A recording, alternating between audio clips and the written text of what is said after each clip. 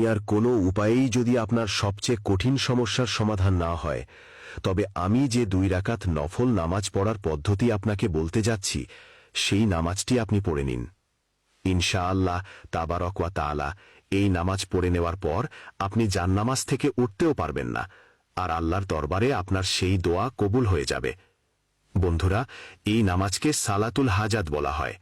এর নিয়ত আপনাকে ঠিক এইভাবে করতে হবে। আমি 2 রাকাত নফল সালাতুল হাজাত নামাজ পড়ছি আল্লাহ তাআলার জন্য বর্তমান সময়ে মুখ বা রুখ আমার কাবা শরীফের দিকে। এরপর আল্লাহু আকবার বলে নিয়ত বেঁধে নিন। প্রথম রাকাতে আপনাকে একবার সানা সুবহানাকা পড়তে হবে, একবার সূরা ফাতিহা পড়তে হবে, তারপর 15 বার সূরা ইখলাস পড়তে হবে।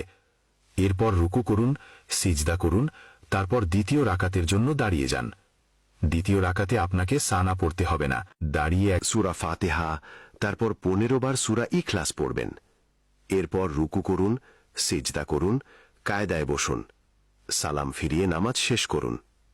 নামাজ শেষে জান্নামাজে বসে থাকুন। এক শ্বাসে যতবার পারেন আল্লাহ পাকের এই মুবারক নাম পড়ুন, ইয়া হাদিও। শ্বাস শেষ হওয়ার সাথে সাথেই সিজদায় চলে যান। সিজদায় গিয়ে 7 বার ইয়া রব্বানা পড়ুন, তারপর সিজদার অবস্থায় আল্লাহ পাকের কাছে দোয়া করুন। ইনশাআল্লাহ তাবারক ওয়া তাআলা আপনি যে দোয়াই করবেন তা কবুল হয়ে যাবে।